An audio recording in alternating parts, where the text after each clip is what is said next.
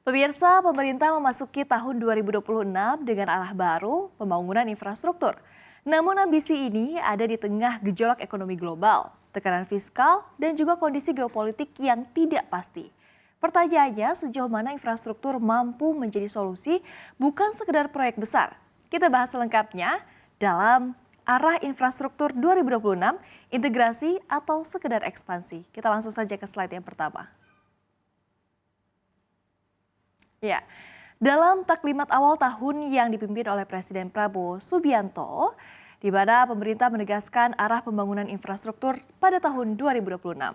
Dalam taklimat awal tahun ini, dipimpin langsung oleh Presiden Prabowo Subianto, Menteri Koordinator Bidang Infrastruktur dan juga Pembangunan Kewilayahan Agus Harimurti Yudhoyono menyampaikan pembangunan infrastruktur ke depan harus adaptif terhadap tantangan global mulai dari gejolak ekonomi hingga ketidakpastian geopolitik. Beliau mengatakan, arahan Presiden menjadi penguat komitmen kami untuk bekerja lebih terintegrasi, memastikan pembangunan infrastruktur dan juga pengembangan wilayah tidak hanya mendorong pertumbuhan, tetapi juga menghadirkan keadilan dan juga pemerataan. Artinya, fokus pembangunan masih akan didominasi infrastruktur pendukung sektor pertanian seiring upaya pemerintah memperkuat swasembada pangan serta program sosial. Nah, untuk mendukung agenda tersebut, pemerintah mengalokasikan anggaran sebesar 118,5 triliun rupiah. Nah, ada apa saja daftar rencana pembangunan infrastruktur 2026 ini? Kita langsung saja ke slide selanjutnya. Pemerintah memfokuskan pembangunan pada infrastruktur dasar yang menyentuh langsung kebutuhan masyarakat, mulai dari ketahanan pangan, konektivitas wilayah, hingga peningkatan layanan publik. Di bidang sumber air misalnya, pemerintah menargetkan pembangunan jaringan irigasi baru seluas 15.851 hektar. Selain itu, rehabilitasi jaringan irigasi akan dilakukan pada lebih dari 197.000 hektar lahan pertanian. Upaya pengendalian banjir juga terus diperkuat melalui pembangunan infrastruktur sepanjang 82 km serta pengamanan garis pantai sepanjang 8 km. Pemerintah juga menyiapkan penyediaan air baku dengan kapasitas 500 liter per detik, pembangunan sumur irigasi air tanah dan embung di 800 titik, serta percepatan program tata guna air irigasi berbasis masyarakat melalui program P3 TGAI di 12.000 lokasi. Sementara di bidang bina marga, pemerintah akan membangun jalan baru sepanjang 191 km, serta meningkatkan dan juga memelihara kapasitas jalan sepanjang lebih dari 1.300 km.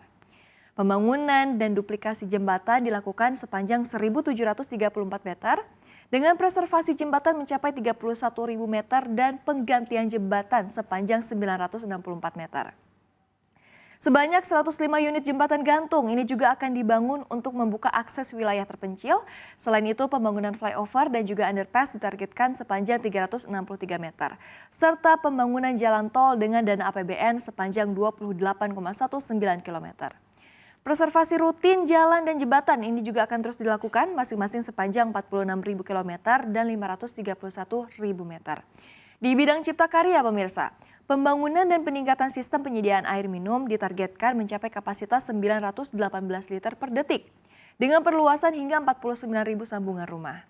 Nah, pengelolaan air limbah juga akan menyentuh lebih dari 115.000 kepala keluarga. Sementara pengelolaan sampah ditargetkan mencapai 498 ton per harinya.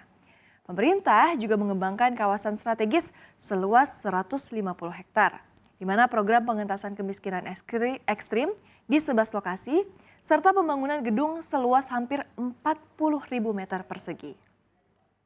Nah, pada tahun 2026, sejumlah ruas jalan tol baru juga akan ditargetkan mulai beroperasi. Proyek-proyek ini diharapkan dapat memangkas waktu tempuh, memperlancar distribusi logistik, dan juga mendorong pertumbuhan ekonomi daerah. Beberapa tol yang yang diprediksikan akan selesai antara lain adalah Tol Serang Panimbang, Yogyakarta Bawen, Betung Tempino Jambi, Solo Yogyakarta YIA Kulon Progo, dan lain-lain. Selain itu, beberapa proyek tol baru juga akan mulai dibangun pada 2026, diantaranya Tol Bogor Serpong, Via Parung, kemudian juga ada Depok Bojonggede Salabenda, serta sejumlah proyek tol yang masih dalam tahap potensi dan proses lelang. Tak hanya jalan tol, Pembangunan infrastruktur transportasi perkotaan juga akan dilanjutkan dengan dimulainya proyek MRT Jakarta Lintas Timur Barat pada 2026. Tahap pertama akan dibangun dari Tomang, Jakarta Barat, hingga Medan Satria, Kota Bekasi sepanjang 24,5 km. Proyek MRT ini akan menghubungkan Cikarang di Jawa Barat hingga Balaraja di Banten dengan total panjang koridor mencapai 84 km. Pembiayaannya ini dilakukan melalui skema co-financing dari JIKA dan juga ADB, serta didukung pengembangan kawasan berorientasi transit di sepanjang koridor MRT. Dengan rangkaian proyek tersebut, pemerintah berharap pembangunan infrastruktur 2026 dapat menjadi motor pertumbuhan ekonomi, sekaligus meningkatkan kesejahteraan masyarakat secara merata di seluruh Indonesia. Nah, apakah hanya itu saja? Kita lihat ke slide selanjutnya. Baik, nah pembangunan infrastruktur era Prabowo tidak hanya berorientasi pada beton dan juga aspal. Presiden Prabowo juga meresmikan operasional sebanyak 166 sekolah rakyat yang tersebar di 34 provinsi. Dalam peresmian tersebut, Presiden secara langsung meninjau fasilitas sekolah, mulai dari ruang kelas, perpustakaan, hingga sarana penunjang pembelajaran. Hal ini menegaskan komitmen pemerintah bahwa pembangunan infrastruktur harus menyentuh langsung kualitas sumber daya manusia. Di bidang prasarana strategis, pembangunan dan rehabilitasi sarana pendidikan menjadi prioritas, mulai dari 1.000 unit madrasah, sekolah dasar dan menengah, sekolah rakyat, hingga perguruan tinggi. Pemerintah juga membangun pasar, sarana olahraga, cagar budaya, fasilitas kesehatan, tempat ibadah, serta prasarana strategis lainnya. Sekolah rakyat diharapkan menjadi sarana pemerataan akses pendidikan sekaligus meningkatkan daya saing generasi muda Indonesia. Nah, arah kedepannya seperti apa sih? Kita langsung saja ke slide selanjutnya. Kedepannya, pemerintah menegaskan pembangunan infrastruktur 2026 akan berjalan dalam satu kerangka besar, yaitu memperkuat konektivitas, kemudian juga meningkatkan efisiensi ekonomi, dan membangun infrastruktur sosial yang inklusif. Sinergi antara pembangunan jalan, transportasi, dan pendidikan diharapkan mampu menjawab tantangan global sekaligus mendorong pemerataan pembangunan di seluruh wilayah Indonesia. Dengan strategi ini, pemerintah optimistis infrastruktur akan menjadi fondasi kuat bagi pertumbuhan ekonomi dan juga daya saing nasional di masa depan. Pemerintah memang optimistis. Infrastruktur 2026 akan menjadi fondasi pertumbuhan ekonomi dan daya saing nasional.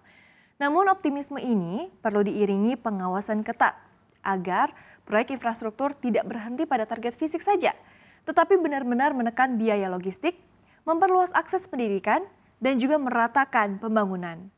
Di tengah keterbatasan anggaran dan juga resiko global, infrastruktur dituntut bukan hanya cepat dibangun, tapi juga bisa tepat guna, tepat sasaran, dan juga tentunya memberi manfaat nyata bagi publik.